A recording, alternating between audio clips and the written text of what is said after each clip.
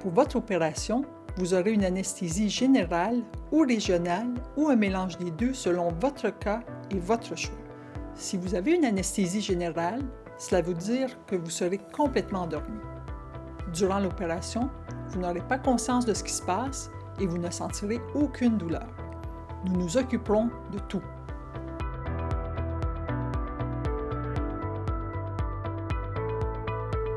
On installe d'abord des instruments pour surveiller votre état pendant l'opération, comme les battements du cœur, la tension et autres.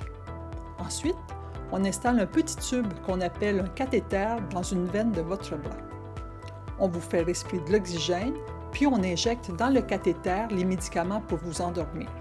L'équipe d'anesthésie restera à vos côtés pendant toute la durée de l'opération pour assurer votre confort, mais aussi votre sécurité.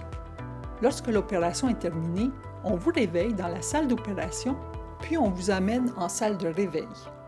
Une équipe spécialisée est présente en permanence pour s'occuper de vous jusqu'à ce que vous puissiez sortir de l'hôpital.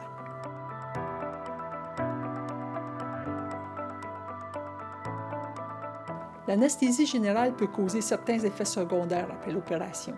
Par exemple, pendant l'opération, on mettra peut-être un tube dans votre gorge pour vous donner de l'oxygène. Cela peut causer des maux de gorge ou enrouer votre voix. En général, ces effets sont légers et partent quelques heures ou quelques jours après l'opération. Vous pourriez aussi avoir des nausées ou vomir après le réveil.